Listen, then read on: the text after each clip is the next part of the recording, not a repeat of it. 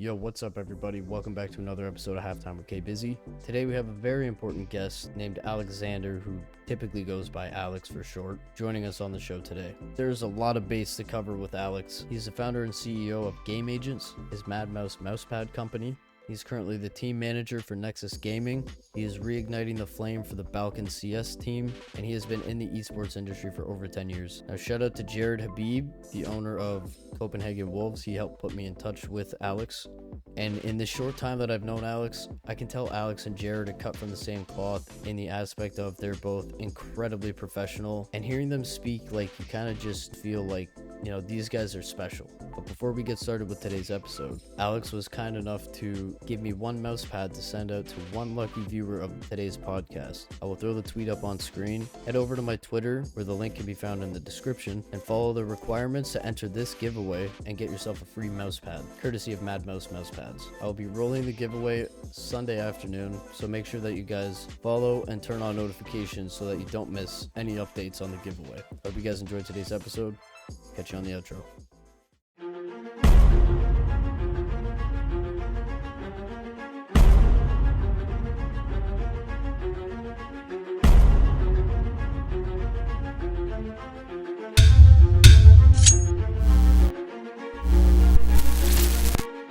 So yeah, the first thing I wanted to ask you was, when did you start playing Counter-Strike, and what's the story behind what got you playing? Yeah, well, I guess I need to go like many years behind. So basically, I think it started uh, maybe even 20 years ago when I Okay. was in a school, and was, in back in the days, it was internet cafes were a thing, and we were playing 1.5, 1.6. It was very beginning for me. And it, of course, it was all for fun, and I was just getting into some sort of gaming. It was obviously mostly casual, let's say. Yeah. But when I started to play, let's say, in a more competitive environment, it was maybe 2008 or something like that, 2007. Actually, I had my own internet cafe back in 2009. You owned one? So yeah, I did. So I actually started playing more competitive in that time. So I even organized the tournaments myself in my internet cafe, and I also, started playing with some friends and going to the tournaments. And I mean, to be completely honest, I was never a really good player, and Okay. I was aware of that, but I was. Let's say I was always into the business, and something like I was always interested in marketing, business, and everything around Like those the kind back of end sort stuff. of thing, Yes, behind indeed. the scenes. So yeah, so basically what I wanted to do, when I started playing the tournament, so I was like, okay, why should I, maybe I should organize my tournaments, by myself.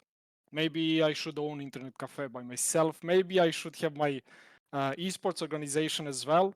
So it started that way, and basically already in 2012, actually when CS:GO released, I immediately founded the GameAgents that actually exist now as well. Hmm. So basically, I didn't uh, put too much expectation for myself when it comes to the playing. I was, uh, hit by reality that I was not really a good player to play professionally, and then I decided, yeah, maybe the business is something that I'm more skilled for.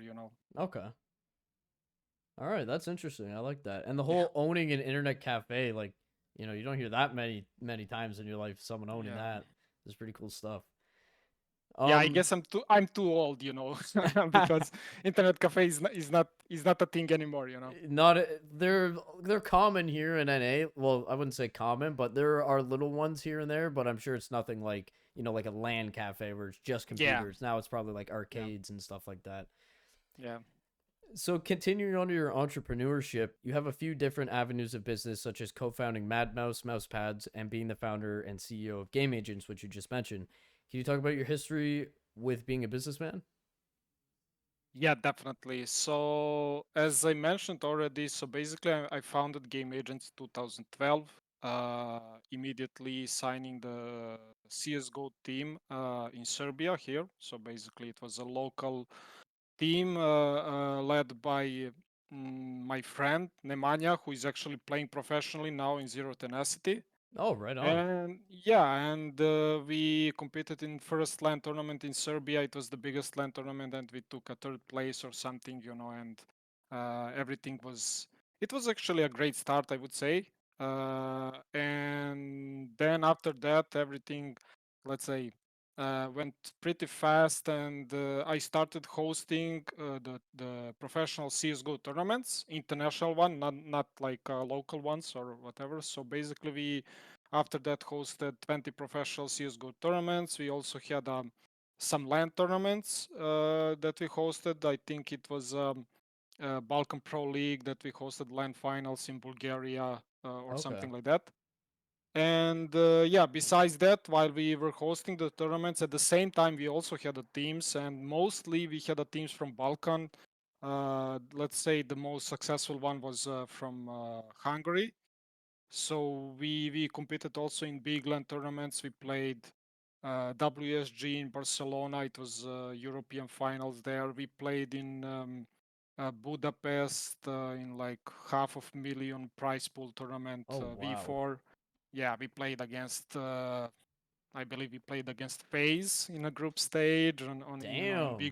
big arena and so on. So it was a quite nice journey, Yeah, sounds like but it. of course, yeah, but it actually continues nowadays, even though during the my time as a CEO in GameAgents, I also from time to time work for another organizations, different organizations. I worked for Extremum back in the days when they acquired X100 Thieves CS team. Okay.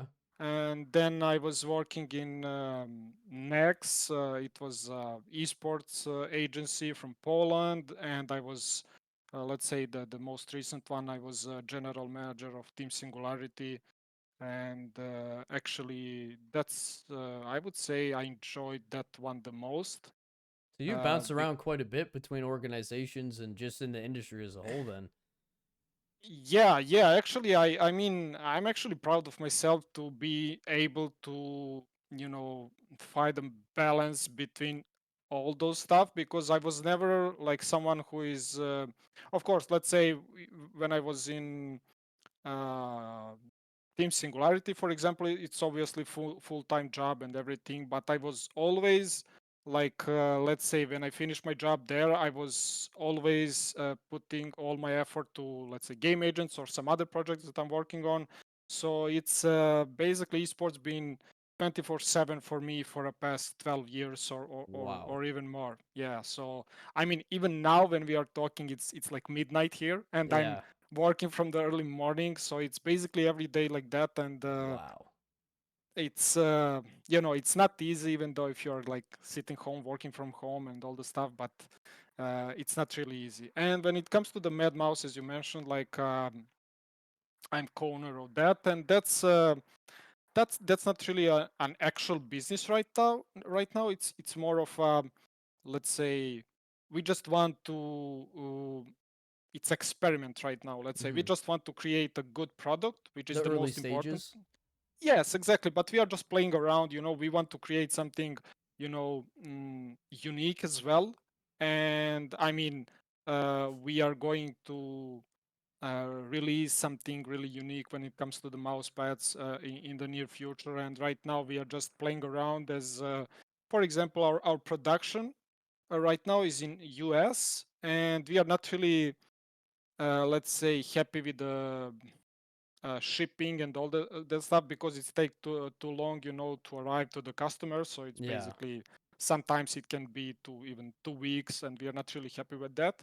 So what are we working right now is basically moving all the production here in Serbia and to have a warehouse in Serbia, so to have everything here so we can control uh, you know the whole process.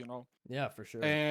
And of course to be closely in touch with production. So we want to, make sure that product is high quality one, Yeah, which is for the sure. most important. And if there ever, I used to run a business of my own, and if there's ever problems shipping, to Europe, I've had stuff shipped to Denmark a couple times, and if you're shipping it with tracking, it costs the most unjustifiable amount of money. And there Yeah. was times where I'd send stuff to my friend in Denmark, and it would take literally like 8 months to get there, and it was just like a sweater. Like, so for you guys to want to control, like, have your own place in the US and then have your own place in the UK too, that's really smart thinking, because then you kind of have the best of both worlds in that regard. Yeah, I mean, it's as I said, it's really difficult this time, but I mean, we don't really want to launch it at the full scale until we are, 100% sure that we have a, good product and also good service in terms of, shipping and taking care of, any issue that could be there, with For sure. returns or whatever. So Mm-hmm. yeah. Oh, it's really, I like that. That's really cool. But I just wanted to say that basically the idea behind the whole Mad Mouse stuff is I remember when I was starting like playing CS, I really enjoyed having the. I don't know if you remember, for example, the old mouse pads with the branded with some themes. Like I enjoyed the Tyloo mouse pad, like Oh yeah, yeah. yeah, MIBR mousepad. Those were my favorites. So I wanted something like that because, and that's actually what we are trying to do now. We are trying to partner up with some, pro teams and Like have their Reason and mousepads. Copenhagen Wolves. Those are huge names. Exactly. Yeah, yeah. Those are the first, let's say, first two teams that we are working on. Also, we're gonna announce some more soon. Okay. Yeah, but we also want to get the teams closer to their audience, to their fans as well, because uh, I actually enjoyed that back in the days, and I think that could be something that teams would like to present to their fans, and I think fans always like to have something that's uh, that's more let's say personalized to them or the team that Yeah, they are 100%. supporting. So yeah. Yeah, no, that's But super interesting. I mean, on top of that, we also want to add some unique features for the users specifically, and that's what we're gonna do in the near future. But uh, yeah, you will have chance to see. Okay, perfect. Well, the Yeah, people know what to look forward to. New stuff yeah, coming up soon. yeah, yeah. So you were just saying how much you work, and I was gonna ask you, because it looks like you have a lot of, business on your hands at all times when it comes to work. Do you ever have a hard time keeping up with all of these ventures that you're a part of, or do you kind of have like a routine that keeps you on track so you're not putting too much on your plate at one time? Uh, uh, I would say it's simple because it's all about discipline. Mm-hmm. So it's a lot of work, it's a lot of projects that I'm managing, but the discipline is something that keep me, on track because let's say I have some sort of routine, obviously. Sure. So basically, from the early morning, I'm already, I start working and I don't really spend my, let's say, my free time on some I don't know, traveling or whatever. I don't even go to the for a vacation or whatever. I work like a full time because I know it's all about dedication and discipline to reach the success. Otherwise, like if I'm on the vacation, if I'm spending a lot of time with my friends or doing some hobbies or whatever, like no one is going to bring this success to me. So Yeah, that's a good way to look uh, at it. yeah, I mean it's hard, it's not easy, but it's all about your choice if you Mm-hmm. want to do it and if you want to do something big, if you want to reach the success or not. But also it's about the balance and yes, we have a lot of projects to manage right now, but I surrounded myself with let's say loyal people and friends who are helping me, and when you have a small company, that's actually how I feel about it. When you have a small company, you should surround yourself with more with the friends and the loyal people rather than experts, because Hmm. in my opinion experts are more for the big systems.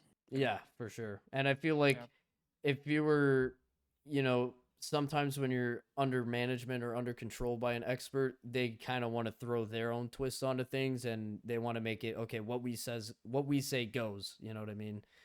yeah. So that's important I mean, too. I also had experience working with the in a big companies, Okay. and I know how it works, and that's definitely something that I learned. When you have so many people, it's really difficult to control.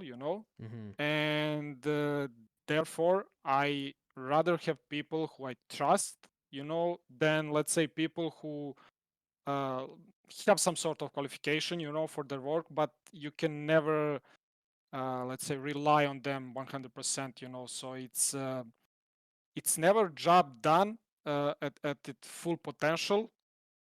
So that's a tricky one, and that's why I don't like really working in big systems, because I don't think it's productive that much. And there's a lot more that comes with it too, I'm sure. Yeah, and Mhm. trust me, I've been in an esports for a long time, and I have seen a lot of things. And when it comes to the business as well, like, I would say most of the top tier organizations are not really doing a great business. Yeah, You know? that's how it is sometimes, I guess. Yeah, most of the times it goes like that, but that's in my opinion, that's because people um, uh, don't really simplify things. They rather make it complicated or whatever. But Yeah. like, if you go like, the definition for the simple business is like, if you invest €1, let's say, you need to make at least 1.1. Otherwise, you are not really doing a good business. Yeah, no, for sure. And in esports right now is like investing like €5 and making one. Yeah, it's Yeah, a expensive scene from what I've heard. yeah, it is. So, when was it that you got interested in professional Counter-Strike? Uh, Even if it's well, a I rough estimate, I don't know if you have the exact year or whatever, just roughly. well, as I mentioned previously, like, it was basically when the CS:GO launched. Like, it was August 2012 or Yep. something like that. So I would say from that time, I really started considering this as a business, as something that I can, you know, have as a full-time job, as a career. And I think when CS:GO released, then it was the time when I started, doing a serious business in esports. Okay. And that was like when CS:GO came out, like it changed everything, you know? Like Yeah, CS:GO when the CS:GO majors were happening and like, obviously it's still huge now, but I feel like at CS:GO like maybe 2014, 2015, I feel like that was like prime time Counter-Strike esports. Like that was the biggest, it was super cool. And I know the numbers have gotten bigger, but I don't know, just something about that time. Maybe it's just because, we don't have CS:GO anymore, but I feel yeah. like that was the perfect time for Counter-Strike esports. It was so awesome. Yeah, but I think like, it's really evolving. And when I see, for example, when I hosted the tournaments, and the tournaments that are present right now, it's like totally different thing. And basically it really evolves a lot, and with the content as well. And content is something that I think it's that part that's missing in Hmm. Counter Strike. But I mean, who at the end of the day, who cares? I mean, it's up to us to adapt to the things, and That's that's it. how the Yeah. things work. Like, it's not like Valve is going to ask us, okay, what you guys think about this? Yeah. We know they don't care. Yeah. So it's all about adapting, to the things that's happening. Yeah, for sure. So this year you became the team manager for Nexus Gaming. How did you find yourself climbing up in the world of CS to one day becoming such an important role for an esports team? Uh, the story about Nexus Gaming is the funny one. I mean, I would need to go a few years earlier Okay. because GameAgents had a Romanian team back in the days, and we it was like before we joined the Romanian scene, it was totally dominated by Nexus Gaming because besides them, like it there was no team to compete. Okay. And then we came to the scene, and as I'm someone who is uh, watching a lot of Counter Strike and watching a lot of unknown and young players, and I'm trying to improve my scouting skills, and I would say I've been decent in scouting in CS in general. So basically, I went to Romania. I pick up the team, and I pick up basically unknown players even in Romania. And after just a 6 months, we were the maybe I mean, if not the best team, we were kind of even with the Nexus. Okay. And So that's a and big then statement then. yeah. And then all of the sudden we had a huge drama in Romania because we even created the some sort of trend called Nexus Mafia, because they took some of our players. It was a lot of even the public, how I'd say, like, backfire, between me and the Yeah. Nexus CEO and so on. They would It was just like, buy out the competition, just start buying your players out. yeah, it's not even buying. I was calling the stealing. They were stealing our players. And let's say, to be completely honest, even I'm the part of Nexus Gaming right now. I still stay behind my statement. They kind of stole our players. Yeah. uh, and we were the biggest enemies, like GameAgents and Nexus, and like me and the CEO of Nexus, the biggest enemies. And then I believe it was November, December, last year. I uh, uh, i don't even remember how I got in touch with Nexus CEO on a subject of me joining the Nexus and taking the team manager role. But somehow it happened, and then we came to agreement, and he gave me actually the total freedom to do whatever I want to do with the team, Wow. which was super great. And I think, I mean, we came to the conclusion, okay, we are kind of enemies, but that doesn't stop us to do some serious business, For sure. to For do sure. some, to make some success. And it was actually great, and I'm really grateful, because we came to that conclusion, it came to that agreement. And then I officially joined the team Nexus from the 1st of January. And like after just really short time, we made a great success, as the team qualified to the RMR.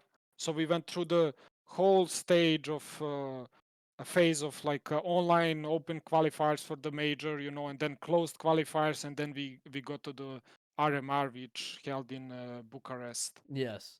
Unfortunately, we didn't went through to the major, but it was a That's great a pretty far experience for run. the. Yeah, actually, I believe it was the biggest success of Nexus Gaming, like, since they exist. Oh wow. So yeah, it was great experience for the team as well, and I think it was great result, obviously. And after that, we kind of struggled to you know find that that kind of form, or whatever, however you want to call it. But we are struggling with results right now. But we are fighting. Mm-hmm. And being a team manager is not really strange to me, because, as I said, since I founded the GameAgents, I had, I don't know how many teams in the organization until today. Yeah. So basically, all the teams that I had in GameAgents, I was the guy who was managing the team. I mean, even sometimes I was the coaching the team, but Oh wow. I'm Taking I'm on not more really than good. one role. Yeah, I'm not really good at that. But I was the behind the team. Let's say like that. So it's not really strange to me. And I see manager role, let's say team manager role, same as any other, let's say, manager role. So you can, like, the role of the manager is like to bring the best out of group of people that you're managing, or the team that you're managing, or the player, or whatever, Hmm. and for me, it's really simple, it's straightforward, but it's not easy. You really need to know, like, psychology. You really need to know many things that affects, let's say, in this case, the performance of the players. So it's not just about, go to the server and shooting heads. It's a lot of about changing the lifestyle, the diet, the uh, mm, like the sleeping schedule, a lot of different things that could make, let's say, difference between you and other teams.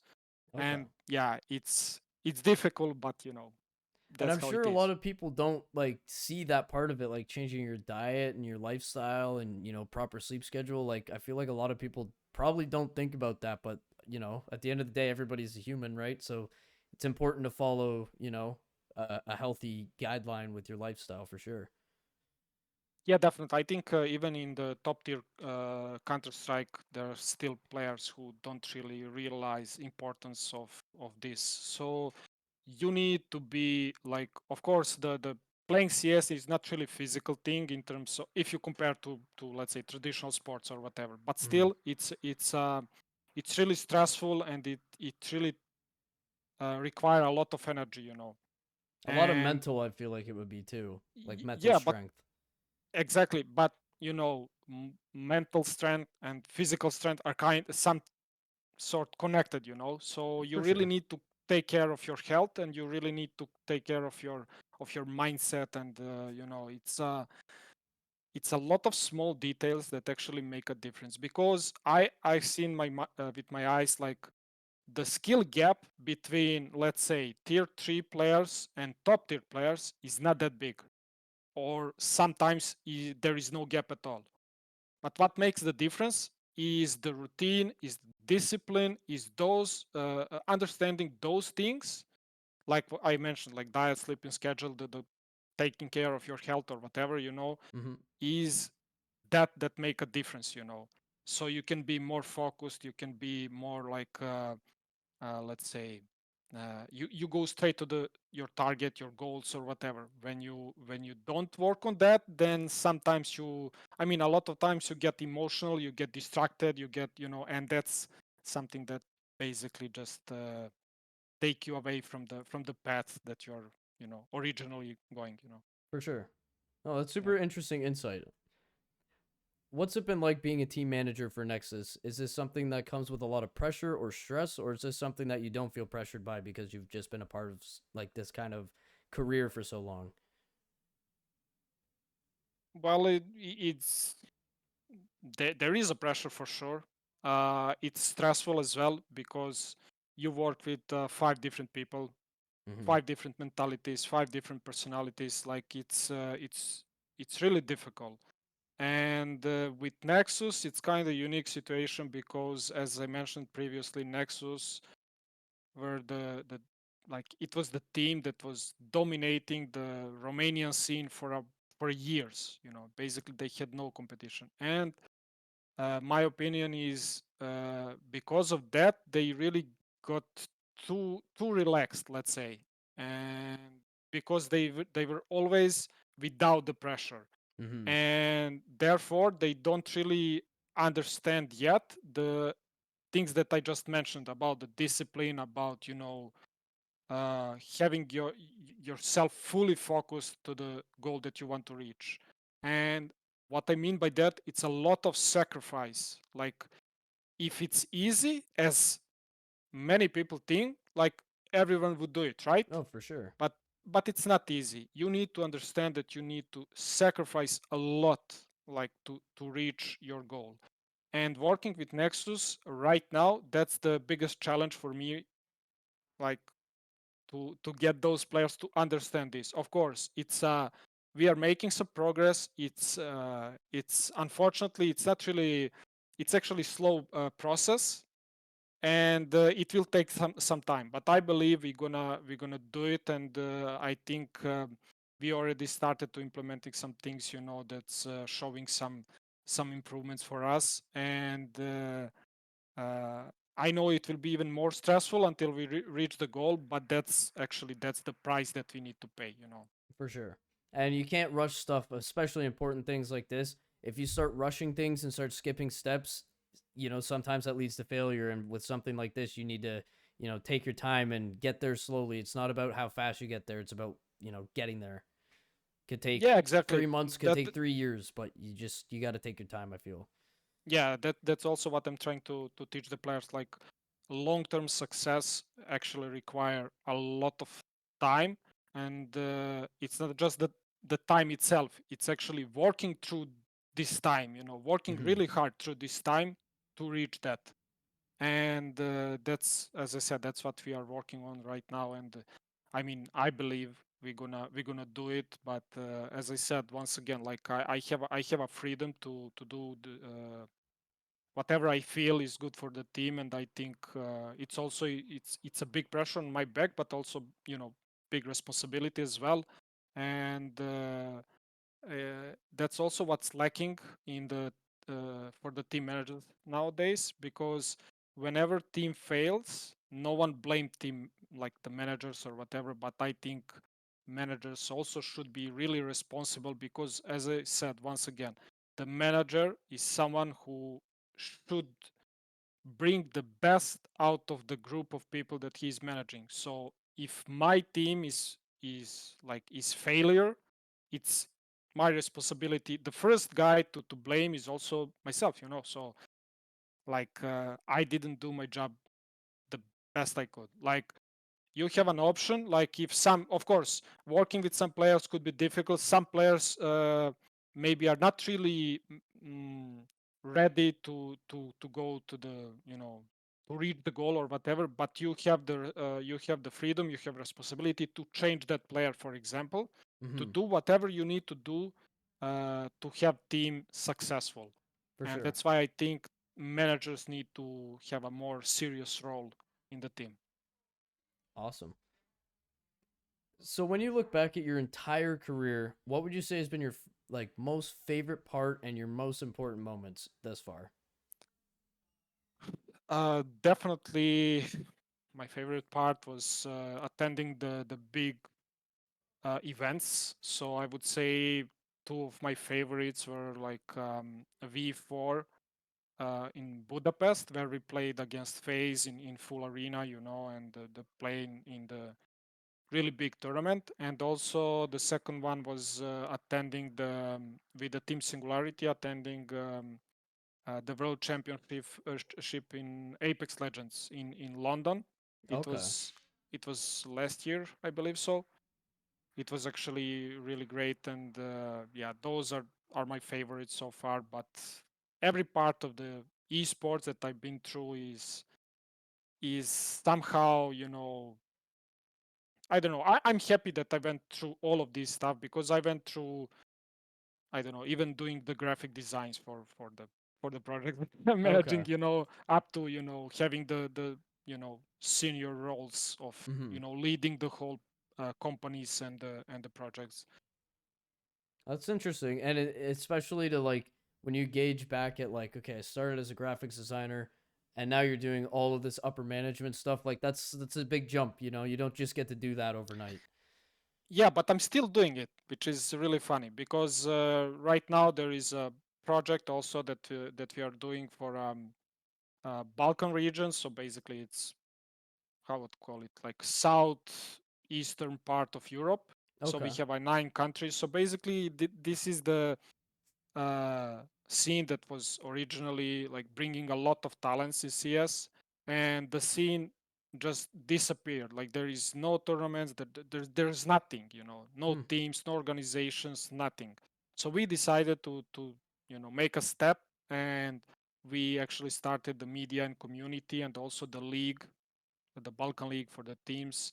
And it's just the beginning of the project, and I'm doing even the production, the designs, Oh, all of those stuff. that's And amazing. Yeah, but I actually enjoy it, because I like to put myself everywhere to learn new stuff, and I'm mostly self-taught, guy who just learned everything by myself. I don't have a, let's say, any degree in the marketing or design or whatever. I basically learned everything by Self-taught. myself. Yeah, yeah, Wow. And that's not a lot of people that can say that and be successful at doing it, you know? Like that's a big accomplishment. yeah. Even though I'm not really considering myself successful yet. I would consider you successful with all of the stuff that you're doing and have done, definitely successful. Um Yeah. but I wanted to ask you also, what do you think is next for you? Do you have any more big goals you want to complete in the future, or are you kind of just focus on what's in front of you as of right now? Yeah, well, the biggest focus right now is like bringing those projects that I'm managing to success. That means with first of all with the Nexus, as I want to get team back to the top 50 at least, and I think our peak was top 40 on HLTV ranking or something like that. So I want Okay. to, I mean, the ultimate goal is to reach top 30. But for now, let's say I want to get us back to the top 50, and I want to get the team to the bigger events, the LAN events. So that's a goal. And also, as I've been working with the Copenhagen Wolves as well, Mm-hmm. uh, I want uh, I want to make some success with that team, even though I'm not really managing the team itself, but I'm doing more on a business side, trying to do some partnerships and so on, So I've been working really, really hard on that as well, and that's the goal right now. Besides that, as I mentioned, we started the project for the Balkans, and just trying to do something like that. It's also some sort of experiment right now, so as the Mad Mouse, and there is also, let's say, big hope to make those projects successful. But I don't really rush into it because I really want to um, do some experience, see what the community say, see what's the actually value and the quality of the projects, and then maybe take it to another step. Okay. So you're just like Mad Mouse, for instance, you're just kind of putting it out there and just waiting for feedback and kind of just waiting to see what people are saying. Yeah, I mean, of course, waiting the feedback, but it's like we are also proactive. We are not really just sitting back and waiting. We are just, as I mentioned, working on a new stuff, on a new features, on the improving the product itself. And in the meantime, we just want to see how the community see our product and our brand itself. So if we get the positive feedback about it, we're gonna scale it, and of course, but I'm really sure it will be that way because we really so far we actually got a really nice feedback about the product. But as it will be even better than it's now, I think it will be really good. Perfect.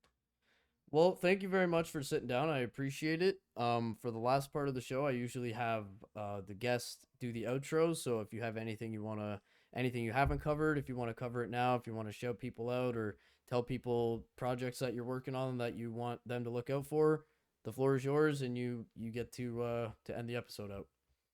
Yeah, well, first of all, I want to thank you for inviting me to your podcast. And I mean, for the very end, it's like, I don't know, just support the GameAgents, support the Copenhagen Wolves, support the Nexus. Those are all the projects that we are involved. I think those are actually the really rare quality projects in the esports, because, as I said, I've been in esports for a long time and I know how it's inside, So I Mm-hmm. think those guys really deserve the support, and I hope you guys will at least follow those projects. For sure.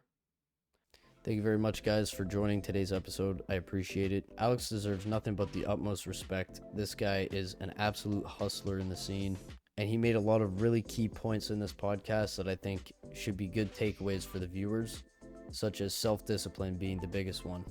Sometimes you need to discipline yourself to get to where you want to go in life. It's hard and it sucks, but that's what shapes a successful person. You got to learn how to discipline yourself. You got to keep your eye on the prize, and you got to be passionate. And Aleks is all of these. I have Alex's links in the description to everywhere you can find him at or anything he's a part of.